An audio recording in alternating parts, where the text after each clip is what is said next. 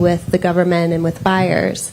So really excited. Producers Trust is estimating that they're going to go from reaching 1 million small-scale farmers to 6 million with this technology. And so I think that's what we're seeing that's working with AI. Of course, there's a lot of hype around AI, and as you walk down the promenade here, you see AI every 2 seconds. But agentic AI, where Salesforce is really focused with our go-to-market strategy, is very exciting because what agentics means is autonomous action taking. So you'll still want humans in the loop to maintain quality and performance and accuracy, but a lot of mundane tasks can be executed by the agent itself at scale. So that's what enables that sort of scale from 1 million to 6 million, for example. And so we're very excited about that. The other thing that I would call out is a long-time investment with the World Economic Forum in a platform called Uplink that has various innovation challenges and inspiring entrepreneurs from around the world to focus on social and environmental challenges, connecting them with funders, customers, technologists like Salesforce. And so I welcome you all, if you don't already know about that program, to engage there. Sure. Suman Sinha, CEO and founder Renew, a company which is almost synonymous with India's shift to cleaner technology when it comes to energy. The work that Renew does is remarkable at not just the India scale, but at the global scale. But if we were to look at the transition to energy, clean energy, at the grassroots level, what are the opportunities you believe that exist for small entrepreneurs looking to actually transform the lives of their communities? Yes, thank you, Vishnu, and thank you, Honorable Chief Minister, sir, for having all of us here. It's a real pleasure to talk on this topic because I think your concept of one family, one entrepreneur really resonates with me personally. When I was growing up, everybody in my family had to get a government job. That was the way forward. I was sort of the only person who got into entrepreneurship. So I think that's the way forward. Unfortunately, in India, a lot of people still feel that getting a government job is what they have to aspire to. And that's why I think your focus on creating more entrepreneurs really is very good, because we have to get people to start creating value, to start creating new opportunities, not just for themselves, but if one entrepreneur is successful, they can create many more jobs as well. So it actually becomes something that can really proliferate much more broadly as people are successful. Vishnu, your question on clean energy is very relevant. As you all know, we're undergoing this massive energy transition right now. We have to find ways of developing, first of all, a large mass of people who are trained and skilled in these new areas, whether it is as solar technicians installing rooftop solar solutions on homes, or whether it is people who are working in big, huge solar factories, or whether it is people who are doing operation and maintenance of large utility scale projects in the field. All of those are new jobs that are emerging. And then, of course, there are other user areas like the electric vehicle industry, storage, and so on. So there are many new areas that are really emerging in our sector, which require us to have many more trained people. And I'll give you a stat. In the solar manufacturing industry last year, the attrition rate was almost 40%, because as new capacities are getting set up, everybody was just hiring from each other. There just weren't enough trained people to go around. And so I think there's a lot of opportunity for us just to train people into a lot of these newer areas. At the same time, we also have in India a lot of people who are working in the existing energy sector, in the fossil fuel sectors. We have to take them and retrain them also. And so one of the things that we have done is, with IIT Dhanbad, which, as you know, operates in the coal sort of area of the country, we've actually set up a skilling program or a reskilling program for coal-based workers to see how we can redeploy them into the clean energy area. Similarly, we've also set up a program to train salt pan workers, mostly women, in Gujarat, and again train them as to become solar technicians. Now, these are things that we have to really, really replicate very, very broadly all across India. And one of the things that we were discussing with the Honorable Chief Minister was how, is it possible for us to set up a university or a skilling center in Andhra Pradesh, where we can actually, because Andhra is going to become a big center and hub for clean energy, whether it's solar, new solar plants, manufacturing, or new wind and solar projects and so on. So we need people for all of that. So we need to be able to set up those kinds of centers in collaboration with the state government and see how we can actually generate many more people and then use those, replicate those centers in other parts of the country as well. So I think there are lots of opportunities, but we all need to collectively put our heads together to try to make them happen. And I think that's something that we're working on. Ms. Nilagani, in your work, you focus a lot on non-market enablers. What are non-market enablers, and how are they critical in what we are talking about? Thank you, inclusive Vishnu. growth? Thank you to the Honorable Chief Minister for inviting me here.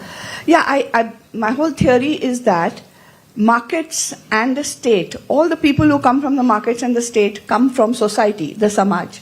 So the more you strengthen Samaj, the better the crop of people that join the market and the state. So all my work over the last 35 years has been to strengthen the institutions and the moral leadership of the Samaj and to enable Samaj to have its own potential amplified with dignity. So I would say in this case that it's a wonderful idea to have every family feeling secure to explore the tremendous entrepreneurial energy that exists in Andhra Pradesh, for example.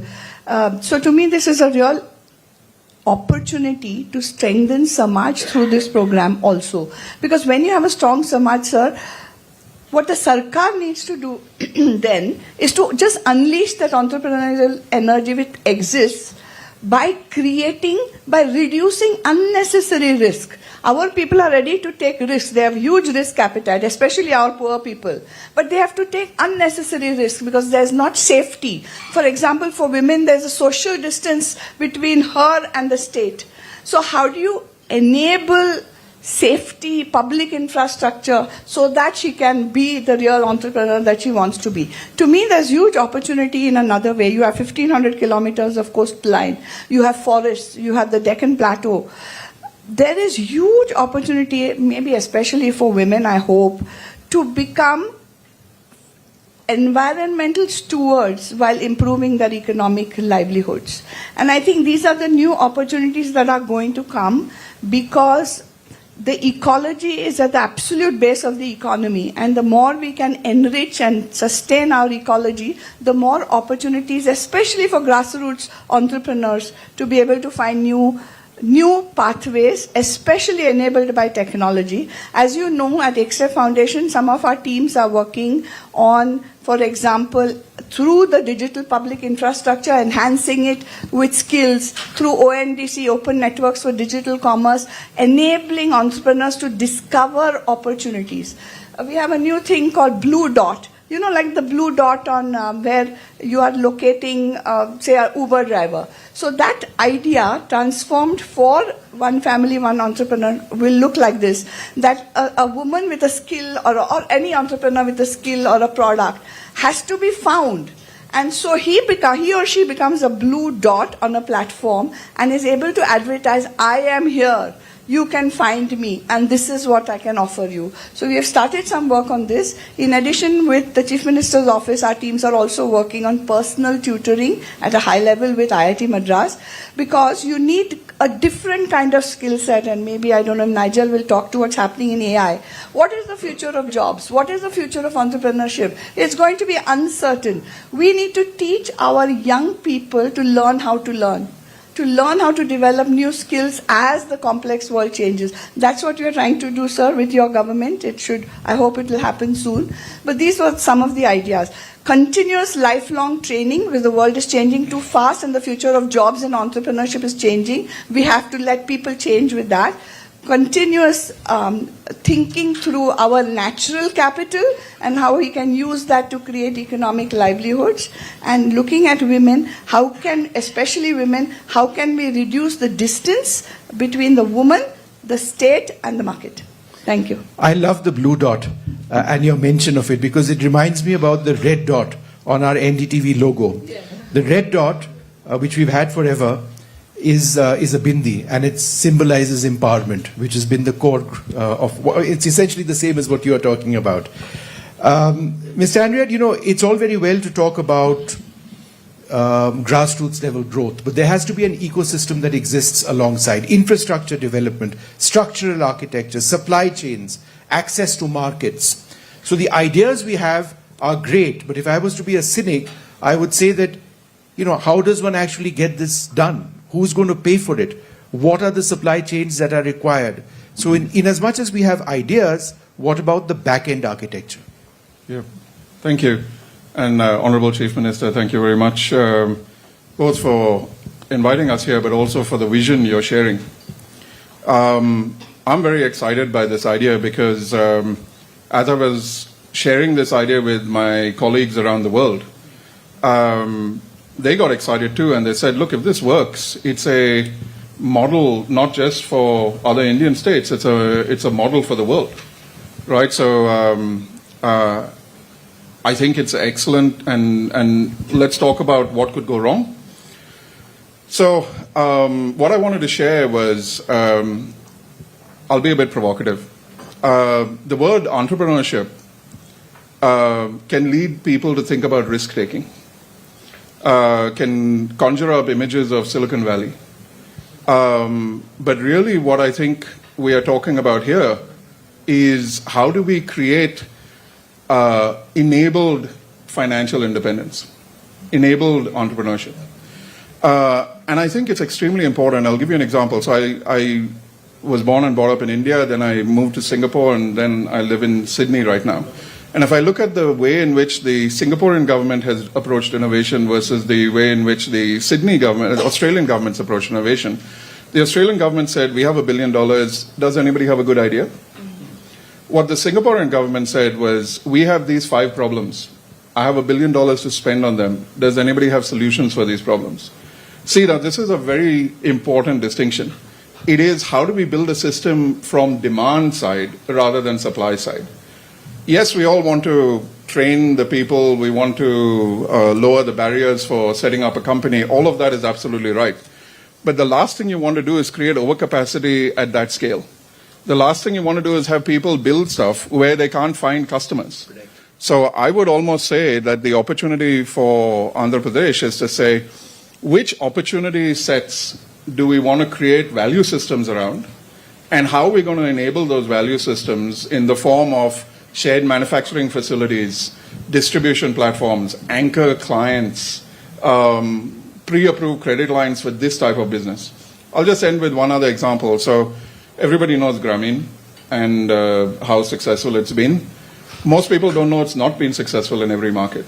And if I look at Grameen in most developed markets, Grameen Bank was launched in Australia. It had to wind down. It did not succeed. Why?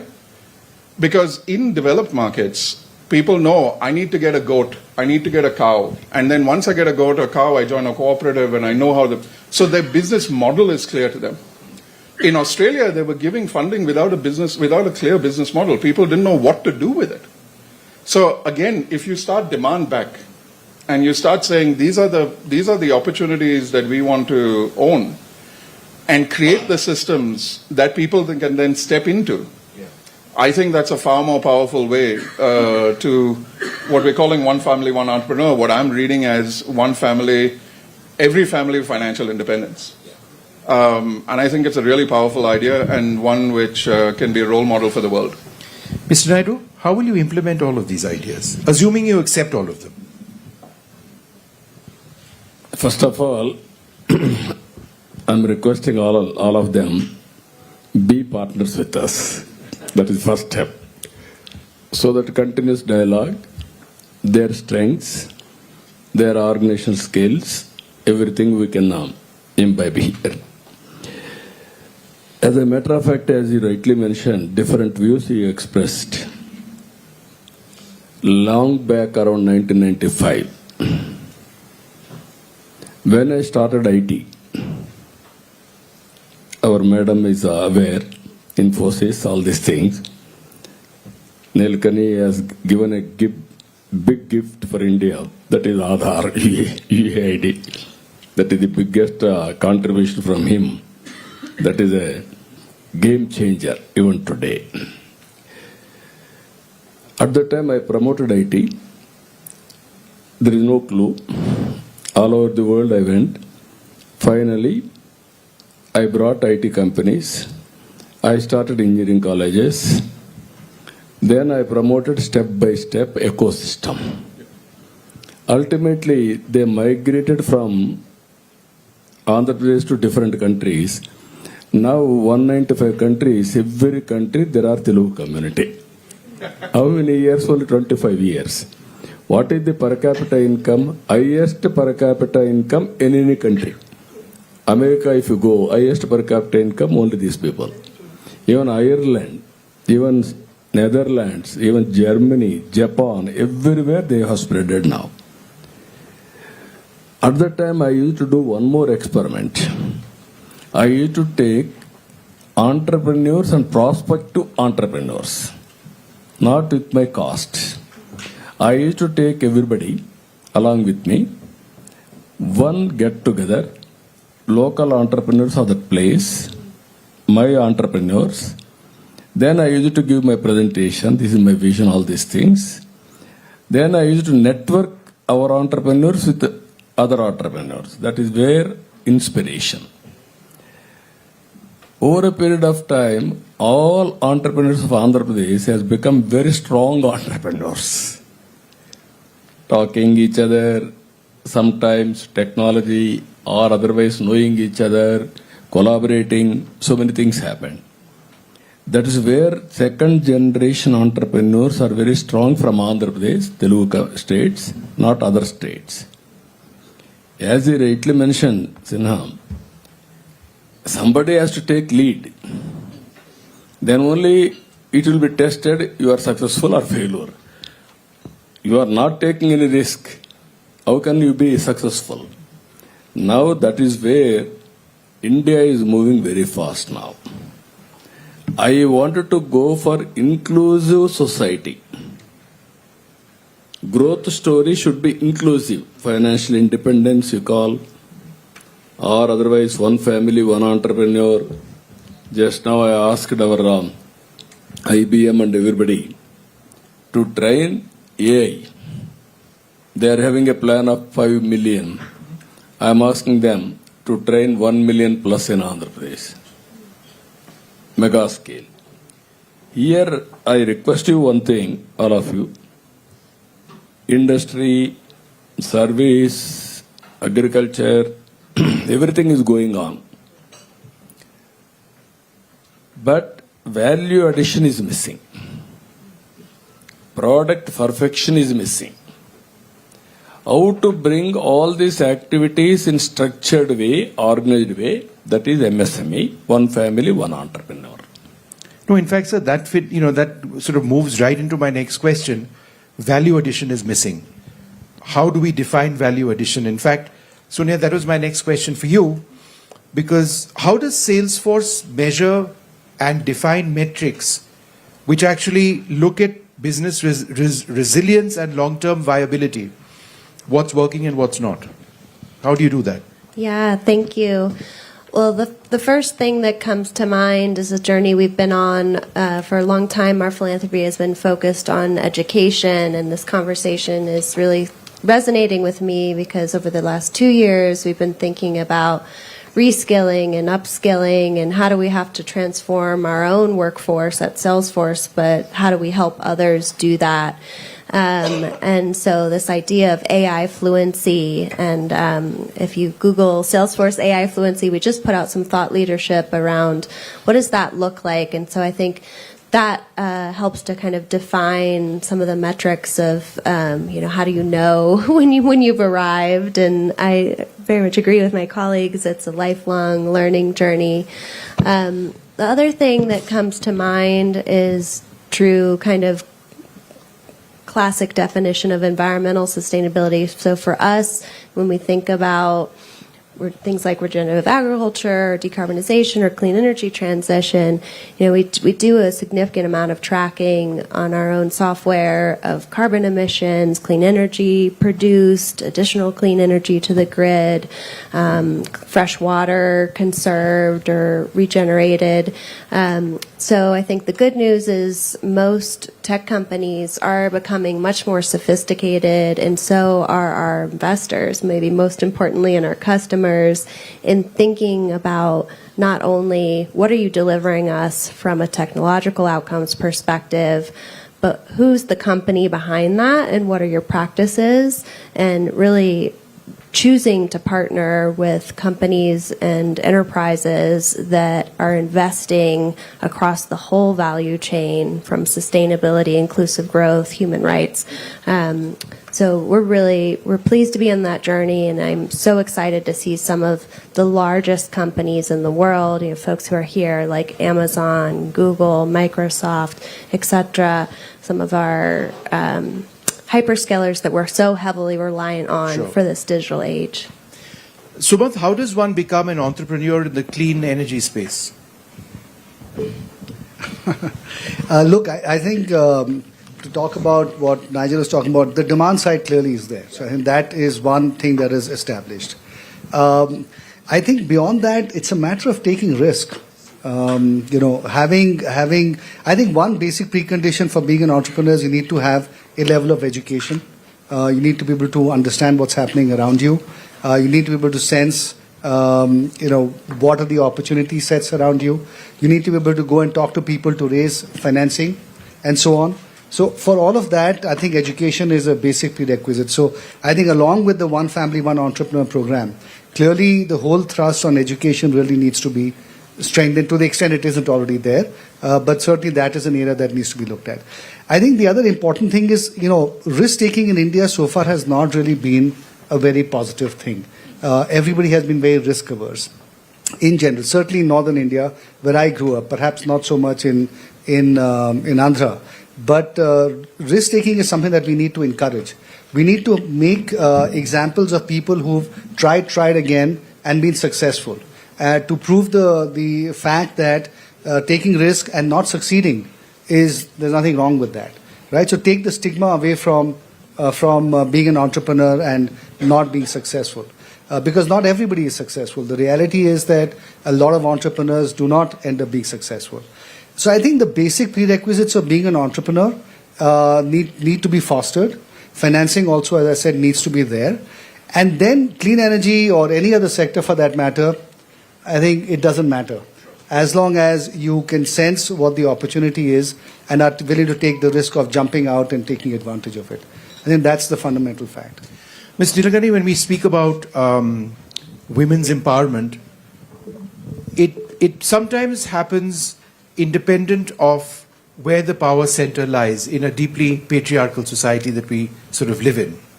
So my question is, when it comes to decision-making power, when it comes to asset ownership, and not just being treated as supplementary income in a household defined by men, how do you actually change mindsets? I think mindsets are changing. It's slower than we would like, but it's definitely changing. I think, women are in India and globally staying longer in education than men. This has changed just in the last 15 years. So also they can better see, thanks to much enabling state policy, I can only talk about India, both at the state level and at the union government level, there's been tremendous enabling policy for women. The self-help groups are just one of many, many examples. So I think in that sense, a woman who can bring economic dignity to her home automatically has a better voice. There are some exceptions, but so we do want the economic empowerment that Chris was also talking about, and which is one of their big flagship programs at the Gates Foundation. I just want to say one thing more here, that we know, as Sumanth also just said, that 1 in 10 entrepreneurs usually succeed.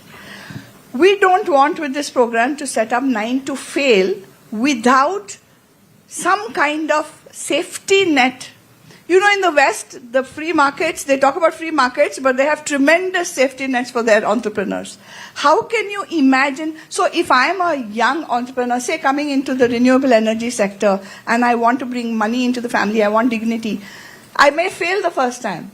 How will I have the courage to go to the second time and the second time like other entrepreneurial societies do? It's because there's a societal and a state safety net that you can rely on. So I think designing that safety net so that the 9 who may not succeed will be tempted to either go back or find, because of their experience, an opportunity maybe to get a job with the 10th successful entrepreneur.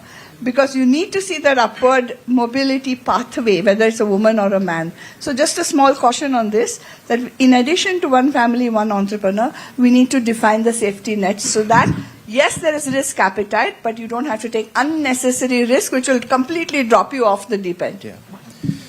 Mr. Andrew, final question to you before I come back to the Chief Minister.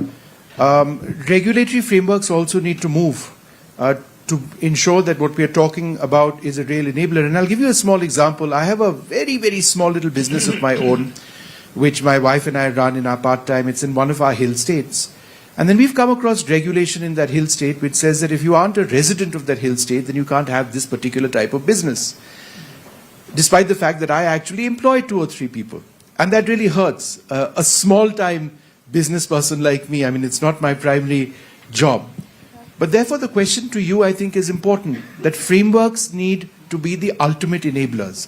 So if we're talking about grassroots and Andhra Pradesh, and perhaps India at a larger level, what's missing? Yeah. So if you look at the ingredients, there are several ingredients, but there is identity and trust. There is the ability to start and run a business, the ability to make secure payments and get credit. All of these are trust-building frameworks. Right now, even I looked at the various states in Australia and the rate tables. One of the things, because Australia is a Commonwealth construct, every state has its own regulation. So if you operate between the states, it's actually very complicated. I know in the Indian context, setting up, because of some of my clients in the retail space, setting up a retail store has 40 approvals. So you can't expect people who are trying to keep their families going to go through that sort of opportunity. So the single window concept, the ability to leverage Aadhaar and the other concepts in order to streamline setting up.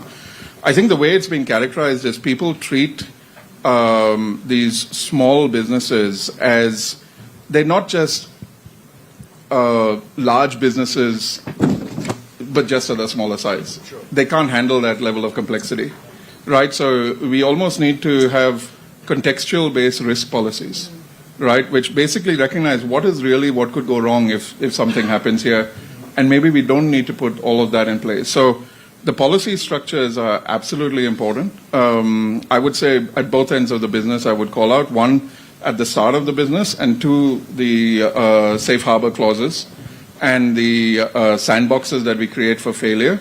That doesn't create a moral hazard for people to take unnecessary risks. So if I were to design it, I would design it at those two ends as critical regulatory policies to put in place. Final word to you, sir. Lots of ideas over here, lots of hopes, certainly in Andhra Pradesh. How would you, in a sense, summarize the opportunities? Now, I'm very happy to hear so many opinions and also how to plan further. I'm exploring some ideas with the audience also and friends also here. Safety net is a must. We have to create how to create that safety net. One is we are having an impression out of 10, 9 will fail. First of all, we have to make it out of success rate is more. Yeah. That is number one. That is where we are working, Ratan Tata Innovation Hub. Now main center and 5 zones. Then we will take it last mile district, supporting infrastructure, MSME parks, every constituency, plug and play. Somebody is coming with idea, then they will start the industry. This type of exercise we are doing. Second one, P4, we are working a concept. Public-private partnership, we are building roads, airports, everything. Now we are adding one more concept, public-private people's partnership. There, it is our responsibility to empower. You are doing as an NGO in a big way. So many people are contributing. Even CSR is available. Common man, Sinha has rightly mentioned, people are not in a position to select to become entrepreneurs. Not only entrepreneurs, we are all from middle class or below middle class. Over a period of time, we got an opportunity, we build our career, step by step. Now we are talking in Davos, we are teaching good governance and also so many creative activities. What I wanted to tell, successful persons, society has given us this status. Why can't you pay back to the society? Adopt this type of families. Short term, medium term, long term, invest your time. What they need, they are not aware what is the right decision. Because of right time, they are unable to take decision. Suppose one person 10th class. Intermediate, he may not go. Then what parents will do? They will stop education. Then they will send him to the field work, labor. Then his life has gone. At that time, you can intervene for 3 years education. What type of education? Then you coach him. Then his life will be changed. Same thing, one entrepreneur, Sinha is an entrepreneur.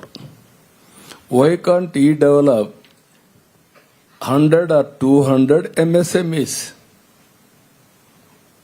Overall prospective, overall having potential.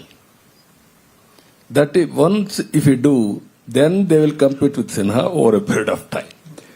That is where I am thinking this type of activities we have to do. And ultimately Blue Dot, as you rightly mentioned, madam, last year International Women Day, I announced 1 lakh women entrepreneurs, micro or general entrepreneurs. We are completing now. This year I want to announce 5 lakhs. That means 500,000. Next year if I succeed, I can announce 1 million. People like you has to come there and inspire them. Your success stories. This is where success will bring kick. Then there will be more success. That is where I am doing this exercise.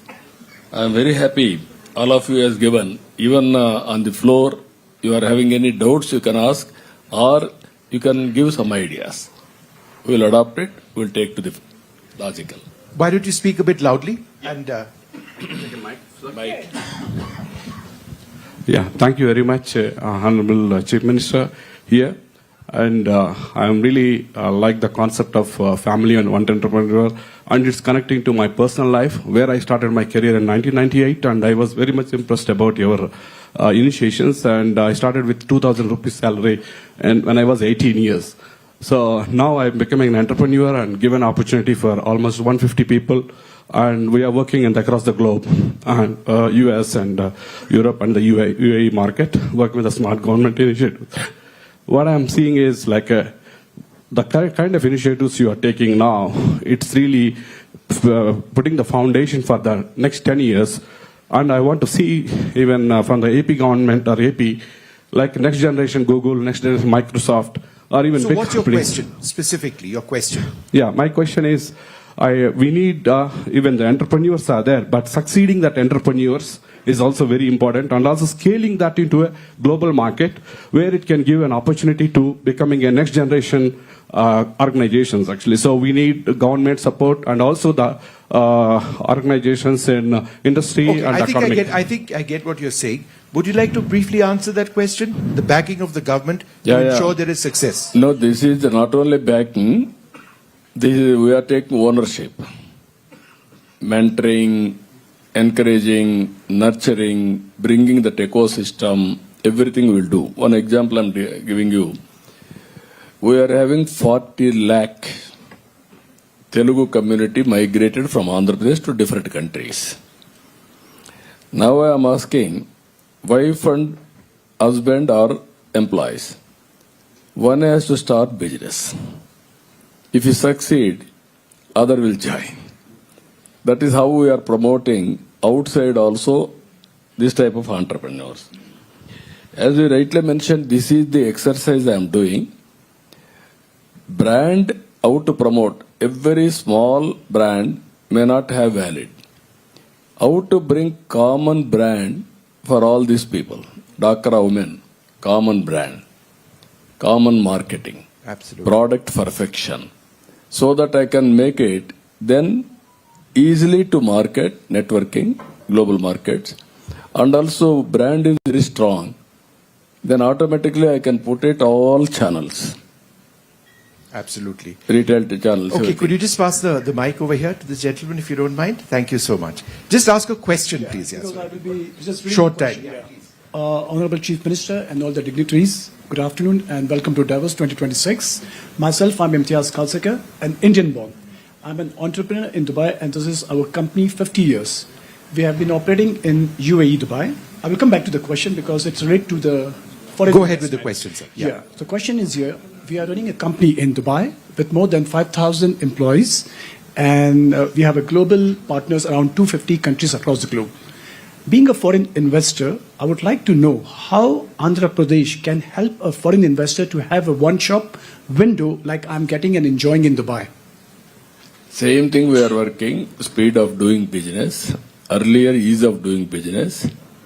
As you rightly mentioned, how to do single window.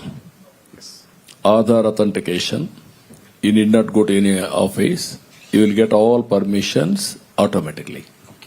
Same thing, if you can come, we will work it out. All clearances across the table, immediately we are clearing. Thank you very much, sir. Okay, one or two other Hassle yeah. free, happily you can do business. You will be our guest. I will keep everything real time, even land, everything. No trouble for you. Thank you very much, sir. Okay, I'm sorry, we've completely out of time. And I'm sure there are many more questions. I'm sure the government would be very happy to answer them. But I think this is an important, a critical session. One family, one entrepreneur, reimagining grassroots enterprise for a new economic era. We've had so many ideas over here and so many solutions from the Chief Minister and the government. I'd like to thank you all very much for being with us.